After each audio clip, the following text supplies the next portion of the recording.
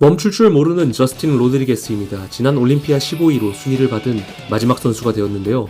시합을 무리하게 이어나가면서 컨디셔닝에 실패한 무대도 수차례 있었습니다.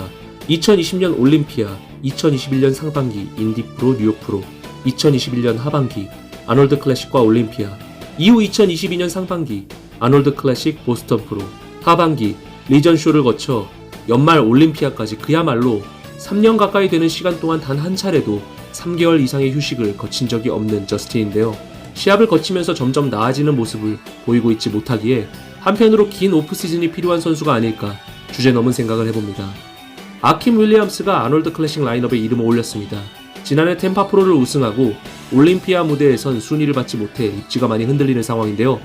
이번 시합에 앞서 컨디셔닝에 포커스를 두고 있으며 후면부에서 더 나은 모습을 가져올 것으로 예상됩니다.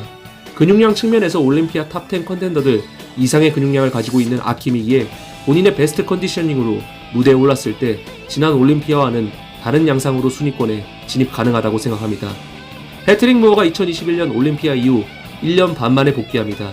긴 오프시즌 기간 동안 사이즈 증량에 초점을 둔 패트릭 무어가 그의 데뷔전에서 보여주었던 컨디셔닝까지 동시에 잡고 무대에 올라온다면 우리는 베스트 버전의 패트릭 무어를 확인할 수 있을 것입니다. 다만 근래에 올라온 피지크 업데이트에 대해 다이어트가 늦다고 생각하는 보디빌딩 팬들도 적지 않습니다. 쉬지 않고 지속적으로 성적을 내어가는 선수들이 다수 출전한 아놀드 클래식 라인업에 긴 공백을 깨고 나타난 패트릭 무어가 진입할 자리가 있을지 흥미로운 매치업이 성사될 것으로 보입니다. 카말 엘 가그니가 212 올림피아 3위를 기록한 이후 다시 한번 오픈 디비전에 도전합니다.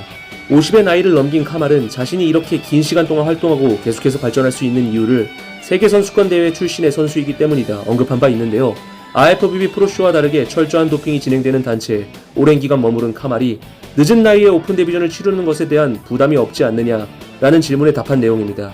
카말은 212 올림피아 3위를 기록한 뒤 제한 체중이 없는 무대에서 본인의 베스트 모습을 준비할 것이라 예고했기에 그의 베스트를 기대해보셔도 좋겠지만 110kg을 훌쩍 넘는 대형 보디빌더들이 즐비한 아놀드 클래식 라인업에서 좋은 성적을 기대하기는 어렵다고 생각합니다. 지난 올림피아 9위라는 처참한 성적을 기록한 윌리엄 보낙이 다시 한번 자신의 자리를 되찾기 위해 아놀드 클래식에 도전합니다. 이미 아놀드 클래식 메인쇼에서 2차례 우승했던 전 챔피언이기도 하죠. 최근 윌리엄 보낙의 신장 건강에 대한 루머가 있었는데요. 윌리엄 보낙과 체드 니클슨은 아놀드 클래식 출전 결정 이전에 피검사를 통해 문제없음을 확인한 뒤 출전을 결정했다고 합니다. 윌리엄은 지난 올림피아 때보다 더 나은 컨디셔닝과 복부 컨트롤을 확실히 할 것을 포스팅했습니다. 제도약이 발판이 될 것인지 치고 올라오는 신예에게 다시 한번 밀리며 이제는 하락세가 기정사실화가 될 것인지가 걸린 중요한 시합이기에 윌리엄 보낙의 베스트를 기대하셔도 좋을 것 같습니다. 션 클라리다가 다시 한번 오픈 무대에 도전합니다. 2021년 올림피아 212 체급 2위를 기록한 이후 리전 스포츠 페스티벌 오픈 디비전에서 우승했습니다. 이후 2022년 올림피아에서 오픈 디비전과 212 디비전 두 종목을 모두 뛰겠다 제안했지만 올림피아 측은 이를 받아들이지 않았습니다. 션 클라리다는 80kg의 체중으로 2022년 212 체급을 우승했습니다. 212파운드 제한 체중보다 16kg 모자란 체중으로 우승한 것이죠. 이미 본인의 체형에 과할 정도의 근육량을 붙이고 완벽한 컨디셔닝까지 보이는 션 클라리다가 대형 오픈 보디빌더들이 대거 출전한 아놀드 클래식에서 자이언트 킬러로서의 면모를 보일 수 있을지 귀추가 주목됩니다. 앤드류 잭이 코치진을 완전히 바꾸어 아놀드 클래식을 준비합니다. 지난 올림피아까지 조지 페라 코치와 함께했던 앤드류 잭은 2018년 숀 로든의 우승 신화의 주역이었던 영양 코치 크리스 아세토, 훈련 코치 크리스 사이코 피트니스 루이스와 함께하기 위해 미국 서부로 거주지를 옮긴 것이죠. 이전까지 경험해보지 못한 높은 강도의 트레이닝을 견디며 앤드류 잭은 이미 지난 올림피아 때보다 발전된 모습의 피지크 업데이트를 포스팅하며 많은 보디빌딩 팬들의 기대를 한몸에 받고 있습니다. 지난 올림피아 6위의 기적을 만들어낸 삼손 다우다는 올림피아 때보다 더욱 날카로운 컨디셔닝을 만들어냈습니다. 전면부는 물론 후면부에서까지 지난 시합들에서 보이지 못한 디테일들이 자리 잡혀가는 모습인데요.